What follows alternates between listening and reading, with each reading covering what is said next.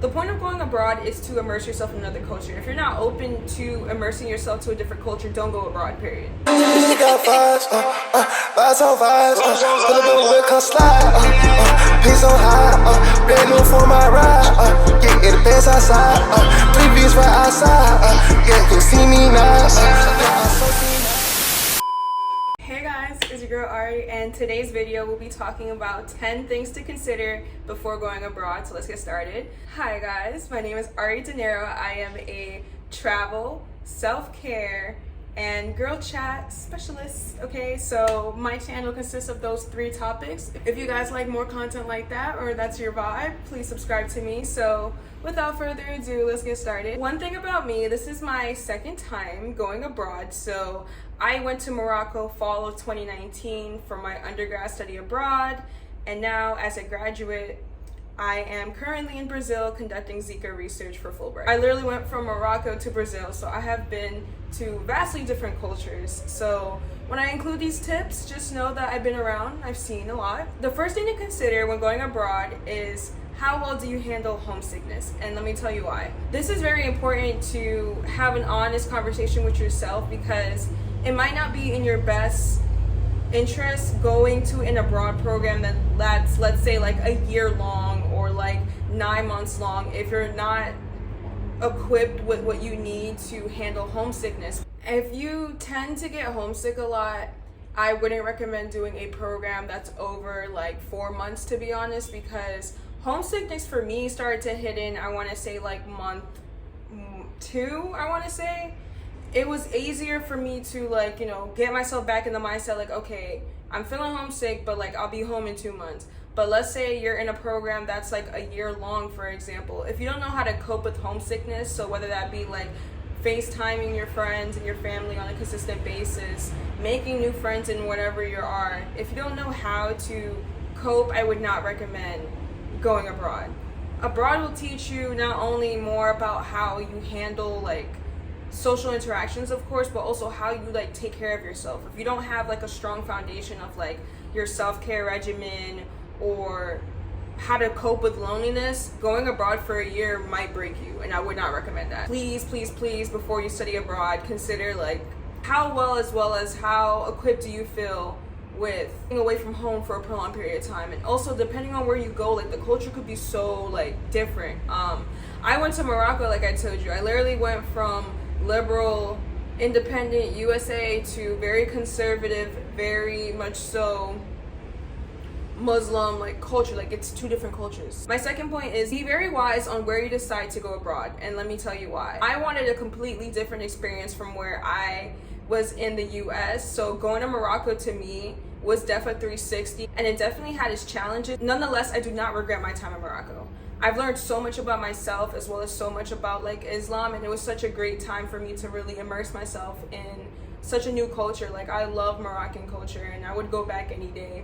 But that being said though, like depending on how open you are, be mindful on where you want to study abroad. The point of going abroad is to immerse yourself in another culture. If you're not open to immersing yourself to a different culture, don't go abroad, period. Like I'm gonna say that to the ends of the earth. If you're not ready or willing to be uncomfortable, to learn new things and to try new practices and such, like do not go abroad. People like that, I would honestly recommend, if you're not that open, to just stick to Europe or stick to another Western country so it won't be that off, or consider even going abroad domestically. I did that my spring semester 2020, so I did that right before the pandemic. I studied at Howard University. I was an exchange student, so it was like a 1-for-1 situation, and I was able to study at Howard. But yeah, like study abroad isn't limited to just international studies. You can also study domestically, but nonetheless, if you have the option to study abroad, I would go international because like your school's paying for it, you're immersing a new culture, it's like pretty fun. But again, it's all about flexibility. So my second tip would definitely be like be cognizant on where you decide to go abroad. My third tip, so step number 3, is once you decide on the country of your choice, sit down and set a set of goals for yourself. Like, okay, I'm going abroad for X amount of time. Make a list of goals of like what you want to do. So whether that be pending places you want to see, restaurants you want to eat, like, okay, by the end of my study abroad experience, I want to make sure that I make at least 5 friends. I think going into these countries with intentionality, as well as just having like a bucket list of things to do, it makes your abroad experience more pleasant. I went into Morocco very like very free-form, very chill. Like, I'm just gonna go and we're gonna figure it out. And I don't necessarily like regret having that mindset, but I do feel like I would have maximized my experience a bit more if I would have came with like a list of things to do or that I want to do. My program was through SIT, and they fortunately did a lot of immersive like trips for us. So like we went to the desert, we went to the souks as a group, we went to these restaurants, we traveled all across Morocco. Like SIT did a good job as in like planning events and activities. Make sure to make your own personal bucket list. Again, abroad is what you make it. So if you go in with intentionality, that's all you really need.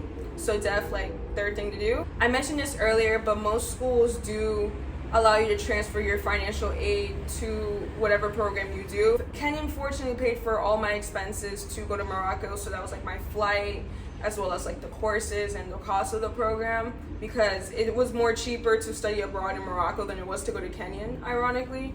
So I was covered financially, but I can't speak the same for a lot of schools. I went to a small liberal arts school, and smaller schools tend to have more financial aid than bigger schools. You can work that with your host institution. And it's also very important to apply for external scholarships. So I applied for Gilman. So on top of having my finances like pretty set in stone for Kenyan, I also was able to pocket some money from Gilman to help me with my everyday expenses. But make sure before you go abroad, you get your finances straight. Depending on where you're going, most of the time if you are studying abroad, you cannot have a job there and you cannot work because your visa will be a student visa. And who wants to work when they're abroad too? Like, I'm fortunate enough where my rent as well as like my flight and some other stuff is covered by Fulbright. But for more like personal stuff, I have my own savings that I use to get by here. So again, it's all about just coming in financially prepared.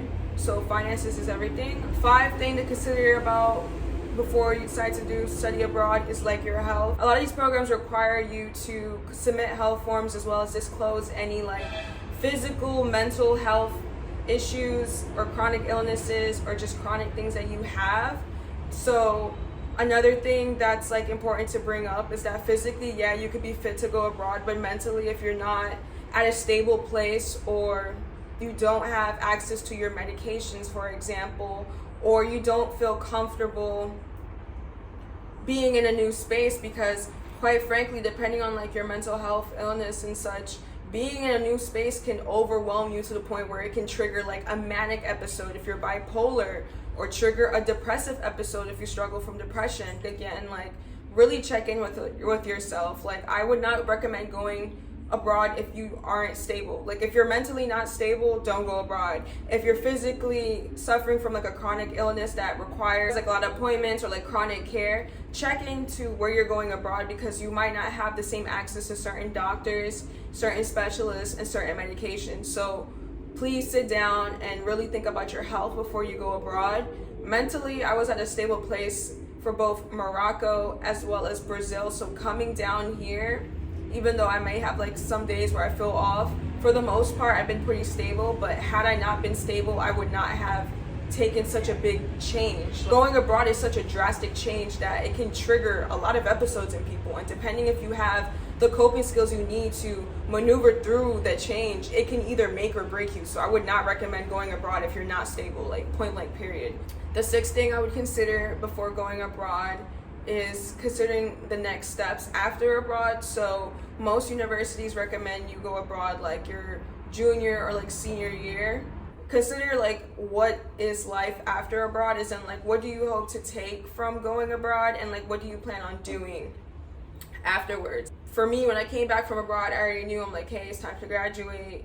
I really enjoyed my experience going abroad. I would love to apply in the future for another grant to study abroad again. And that's where I applied for Fulbright, and that's how I'm here now. Thinking about the next steps, you don't even have to go like crazy into detail, like, oh my God, I'm gonna need to go apply for this school and I'm gonna get here and like do like a 5-year plan. Like, no, you don't have to do all that. But just thinking like the next year or so, like what do I envision my life to be after this cultural immersive experience? Like, what do I hope to take from it? I know some people, they fell in love with their host country and they live there now.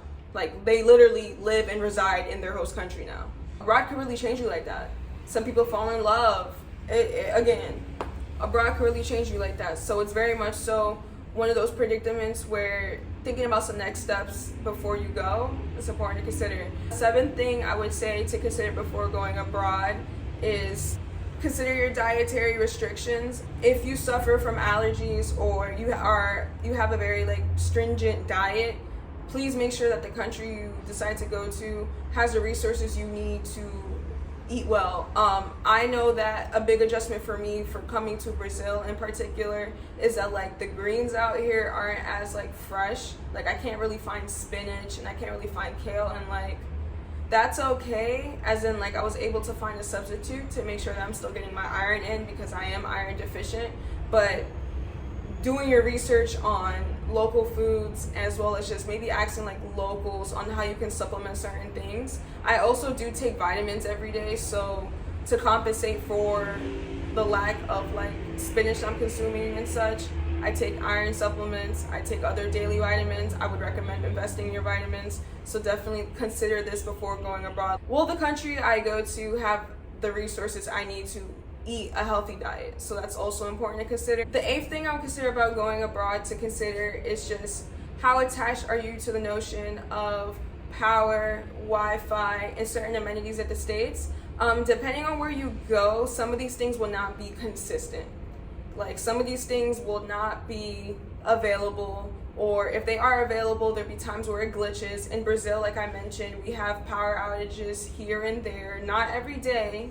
And I will say that I appreciate that we have power every day, but here and there we don't really necessarily have Wi-Fi. And again, if you're so attached to the idea of having certain amenities and certain things, I don't think going abroad is for the best. If you assume that your life from the States is going to be here to every and all extent, do not study abroad. Too comfortable and too stuck in your ways in the States, do not study abroad. I will say this to the ends of the earth. Do not study abroad. Ninth thing to consider before going abroad is to consider.